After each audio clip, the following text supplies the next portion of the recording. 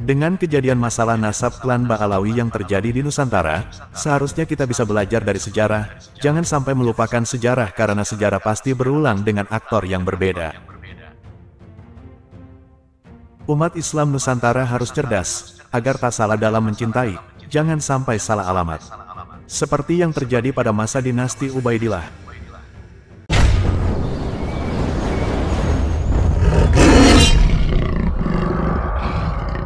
Assalamualaikum warahmatullahi wabarakatuh.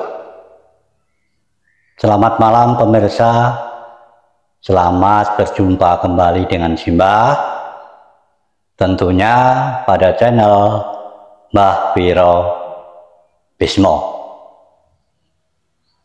Fenomena tentang perhabiban yang saat ini banyak menjadikan pro dan kontra akibat dari kajian Kiai Imaduddin yang menyatakan para habaib nasabnya tidak tersambung dengan Rasulullah. Seolah-olah ada dua kubu, pihak Kiai Imaduddin dan juga pihak para muhibbin yang tetap meyakini dan mendukung para habaib.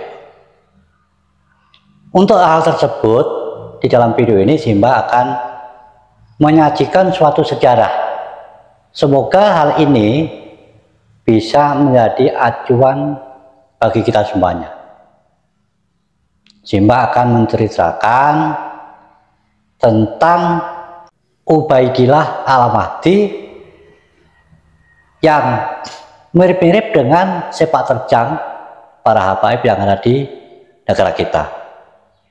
Maka Simbah sengaja menceritakannya. Semoga cerita dari Simbah ini bisa menjadi acuan buat kita semuanya. Dulu dunia Islam ini pernah tertipu oleh Ubaidillah Al-Mahdi yang pada awalnya hanya mendirikan organisasi keagamaan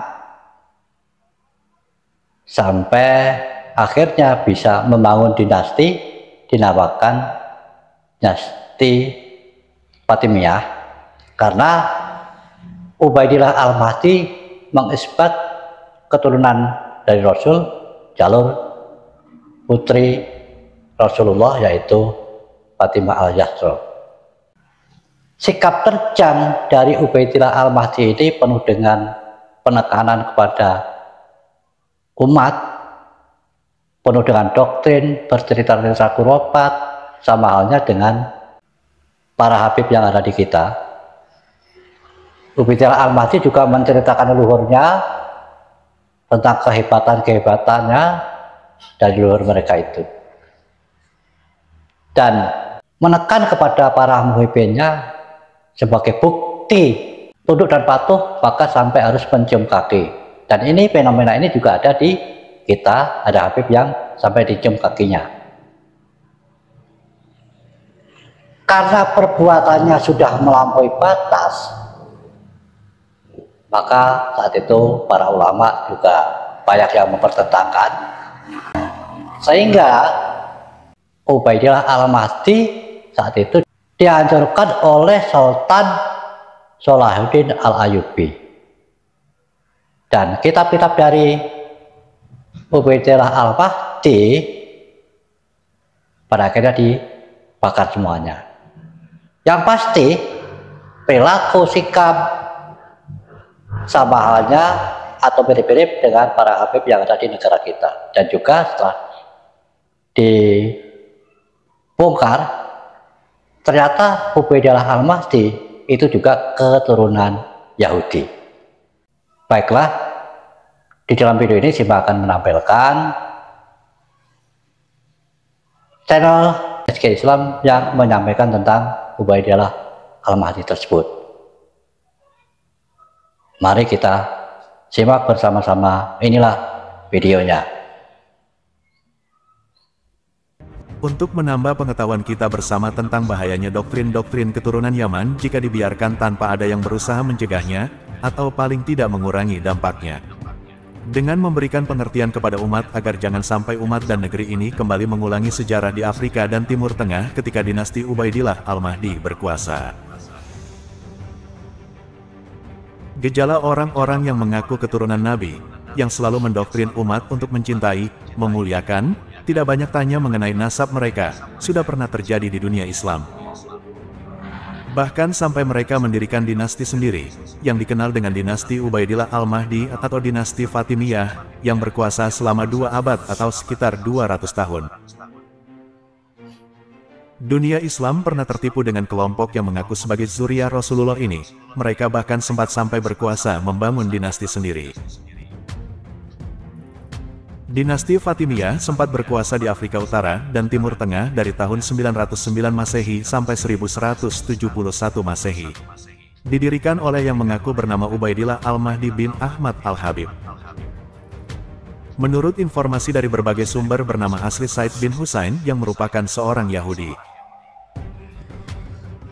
Mayoritas ulama saat itu sempat tertipu Ubaidillah Al-Mahdi, yang mengaku sebagai zuriyah Rasulullah, sehingga mayoritas ulama menghormati, memuliakannya, mirip yang terjadi di Indonesia dengan Habib-Habib keturunan Yaman. Para muhibinya memuliakan dan menyanjungnya berlebihan, taklid buta dan meyakini jika Ubaidillah adalah seorang waliullah. Para pengikutnya juga meyakini jika Ubaidillah ini mempunyai kemampuan gaib, yang mereka sering menyebutnya mukasyafah. Dan mereka selalu menggaungkan kelebihan-kelebihannya di tengah masyarakat. Mirip yang dilakukan para Habib dalam menyampaikan kelebihan-kelebihan daturnya. Dalam perjalanan dinasti Ubaidillah ini, para pengikutnya tidak menunjukkan sikap yang pantas untuk mengklaim jika mereka adalah zuriyah Nabi. Umat pada saat itu diharuskan menghormati mereka, bahkan sampai mencium kaki-kaki mereka sebagai tanda muhibin atau pecinta. Sikap dan tingkah pola dinasti Ubaidillah dan pengikutnya, yang tak mencerminkan akhlak sesuai yang dicontohkan Rasulullah dan berlangsung ratusan tahun ini, akhirnya membuat sebagian ulama mulai terbuka hati dan pikirannya, melihat fenomena yang terjadi di tengah-tengah umat. Di antara ulama yang terbuka hati dan pikirannya adalah Imam Al-Ghazali yang sering terlibat perdebatan dengan dinasti Ubaidillah dan pengikutnya.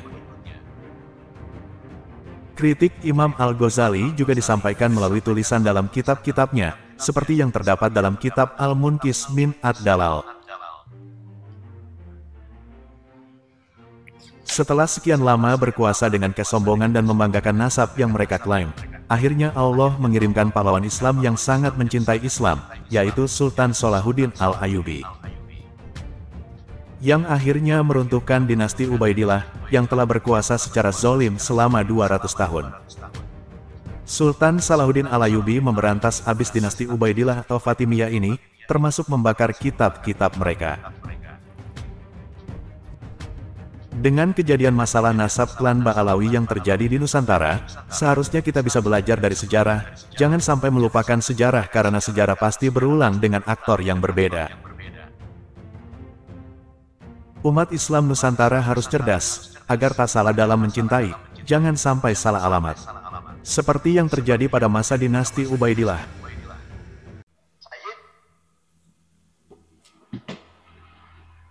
Semoga umat Islam di Indonesia cerdas, dan tentang kisah Ubaidillah Al-Mahdi jangan sampai terulang di negara kita. Pantang terus channel Mbah Wirobismo, karena kami selalu menyampaikan hal-hal kebenaran. Sekian, wassalamualaikum warahmatullahi wabarakatuh.